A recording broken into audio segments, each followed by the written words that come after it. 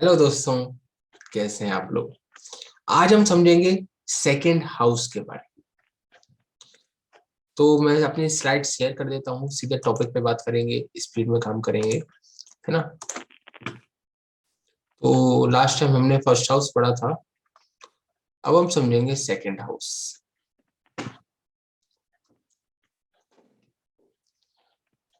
सबसे पहले कुछ भी बताने से पहले देखो, मैं आपसे एक निवेदन करूंगा। आप अगर वीडियो पे आए हैं तो आप क्या करेंगे, इसका स्क्रीनशॉट ले लेंगे, बहुत अच्छी बात है। लेकिन एक बार, क्योंकि देखो, ज्योतिष में सेकंड हाउस के बारे में चाहे कोई भी बुक उठा लो, इन बातों के अलावा जो यहाँ पे लिखी है, इन बातों के अलावा वहां भी कुछ यही मिलेगा। कुछ भी कहीं भी उठा लो, यही मिलेगा। लेकिन डिफरेंस आता है कि जो उसको बता रहा है वो किस तरीके से बता रहा है। चलो ठीक है, कोई नहीं। तो सेकंड हाउस, सेकंड हाउस बताता है हमारा मनी, जिसको कहते हैं संचित धन, यानी सेविंग अकाउंट। हमारा सेविंग अकाउंट में क्या है, कितना है। हमारा सेकंड स्पीच, हम किस तरीके से बोलते हैं, क्या बोलते हैं, क्यों बोलते हैं, कैसे बोलते हैं, ये सब सेकंड हाउस से पता चले।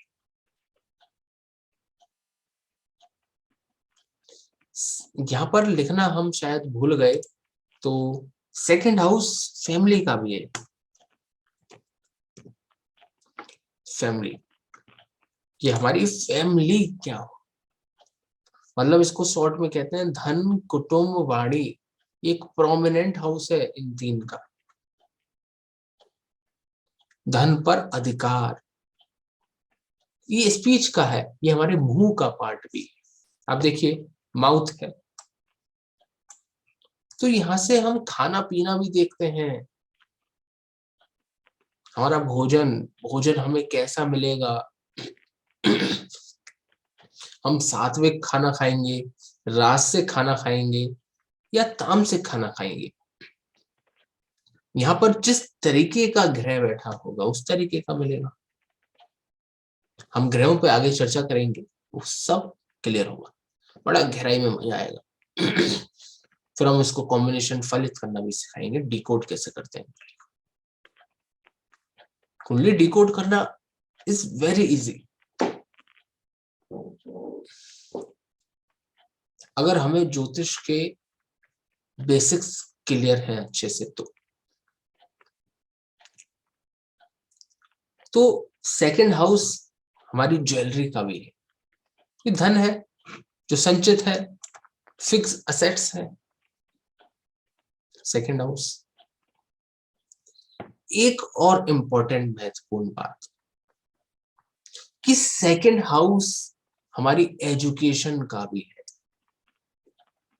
मैं एक बात कहना चाहूंगा आपसे इससे पहले, यहाँ सबसे पहले हम एक बात और लिख देते हैं यहाँ पर कि 0 से 4 साल का बच्चा और 4 से 8 साल का बच्चा and 8 to above, 8 to above,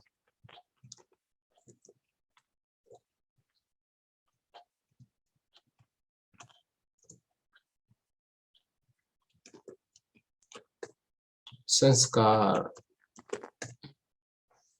जो 0 से 8 साल तक के जो बच्चे हैं,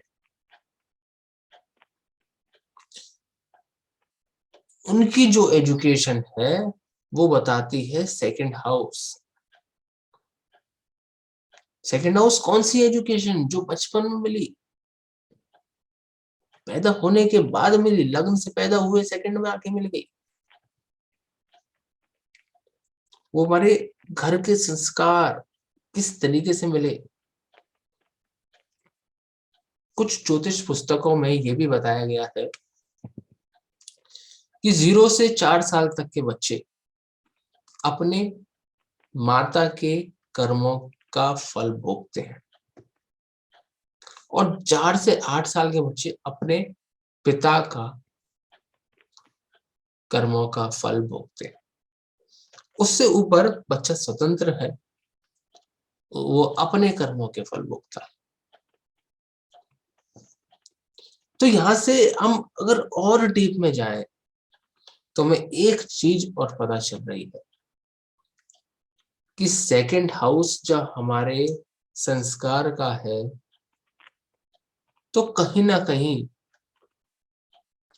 हमारी फैमिली के का नेचर, हमारी फैमिली किस नेचर का होगा वो भी बताइए।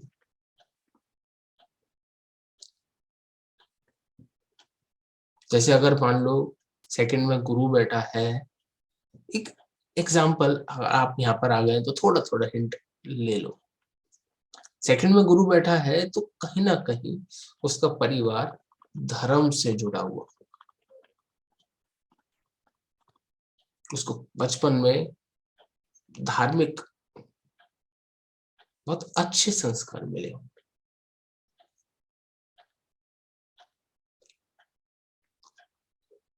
अब यहाँ पर एक बात और है, अब हम पढ़ रहे हैं तो बातें निकलेंगी कि ये कहते हैं कि देश काल पात्र के अकॉर्डिंग सब कुछ बोलो। तो शायद अगर सेकंड हाउस बचपन में एक्टिवेट हो जाए और सेकंड हाउस में शुभ ग्रह बैठा हो तो उसको संस्कार बहुत अच्छे मिलेंगे, खाना पीना अच्छा होगा। और अगर ये चीज 22-23 की उम्र में मिल जाए, सेकंड हाउस एक्टिवेट हो जाए तो उसका धन मिलना स्टार्ट होगा।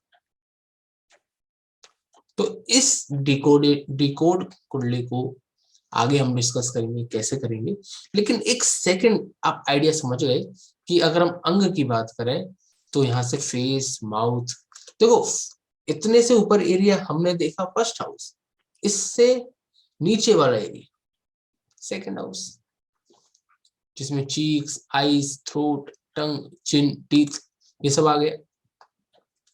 रिलेशन, हर ये चीज याद रखें, एक जर्नल होता है अंग रिलेशन, ये 3 पॉइंट्स में बटा हुआ है। रिलेशन होता है फैमिली, कि हमारी पूरी फैमिली पता चलती है सेकंड हाउस में। कारक, एक नेचुरल कारक तो भैया गुरु है, नेचुरल कारक गुरु है, लेकिन स्पीच, वहां पर स्पीच भी है तो स्पीच का कारक इंडिविजुअल कारक बना दिए। इंडिविजुअल कारक बुध स्पीच का कारक है, शुक्र फैमिली का हो गया, और सूर्य और चंद्रमा आइस के हो गए, आंखों के। अब देखो इससे फलित में बड़ा आसानी होती है कि अगर सेकंड हाउस पीड़ित है, सेकंड लॉर्ड पीड़ित है और बुध पीड़ित है तो कहाँ हिंट जा रहा है, उसकी स्पीच में खराबी होगी। और गुरु सही है तो स्पीच में खराबी होगी, धन वगैरह ठीक रहेगी होगी। फिर भी लगने सेकंड लॉर्ड खराब हो गया, फिर भी वहां तक तो वो सीमित हो गया, लेकिन कारक में एक अलग पता चलता है कि अगर सूर्य और चंद्रमा वीक है और सेकंड हाउस वीक है तो आंखों में परेशानी होगी। अब यहाँ पर बली कौन से हुए, वृषभ राशि, काल पुरुष में। अब देखें कुछ यहाँ पे फैक्ट है, यहाँ शनि, राहु, सूर्य इत्यादि क्रूर ग्रह, अगर आप यहाँ नए हैं तो क्रूर ग्रह और सौम्य ग्रह, इन पर भी एक अलग वीडियो बन सकता है। जब हम ग्रहों की बात करेंगे तो एक शॉर्ट में जान लीजिए कि शनि, राहु, केतु, मंगल और सूर्य एक क्रूर ग्रह है, और चंद्रमा, शुक्र और गुरु एक शुभ ग्रह है। अब जब यहाँ पे इन्होंने कहा कि सेकंड हाउस में क्रूर ग्रह बैठे हो, तो हमारी दाहिनी दाहिनी मतलब लेफ्ट आंख, सॉरी राइट आई, राइट, हमारी राइट आंख को कष्ट होगा। क्यों होगा? अब देखो क्रूर ग्रह, इसलिए हम इस पर आगे चर्चा करेंगे कि ऐसा क्या कर रहे हैं ये शनि, राहु, केतु यहाँ पर, जो आंखों को कष्ट दे रहे हैं। कुछ तो हम ऐसा कर्म करेंगे। ज्योतिष का फायदा जब भी है जब हम उससे कुछ मीनिंग निकालें, कि यहाँ पर अगर ऐसा ग्रह बैठा है तो कुछ ना कुछ ऐसा कर्म करेंगे हम, जब भी हमारी आंखों को कष्ट होगा। नेक्स्ट, मैंने अभी बताया कि 0 से यहाँ तक जो हमें संस्कार मिल रहे हैं, ये हम देखेंगे सेकंड हाउस से। 8 से अबव 8 से अबव की जो एजुकेशन है, हम देखेंगे 4th हाउस से। और जो ग्रेजुएशन वाली पढ़ाई हो गई वो 5th हाउस, और मास्टर्स वाली पढ़ाई हो गई 9th हाउस। इसलिए अगर कोई पूछता है कि मेरा बेटा पढ़ाई लिखाई में कैसा होगा, तो उसमें हमें 2, 5 और 9 ये तीनों भाव देखने होते हैं। अब देखो यहाँ पर ये तीनों भाव में क्या बता रहा है, हमारी प्रवृत्ति, हमारा नेचर, हमारी रुचि, हमारी आंतरिक बुद्धि, हमारी शिक्षा, वो क्या कहते हैं, वो 2, 5, 9 के हाउस से पता चलेगा। बच्चा बुद्धिमान होगा, नहीं होगा, इस पर वैसे तो हमने ऑलरेडी एक वीडियो बना रखा है, डिस्क्रिप्शन में लिंक हम दे देंगे अगर आप जानना चाहते हैं, नहीं तो हम आगे इसमें और डीप में स्टडी करेंगे।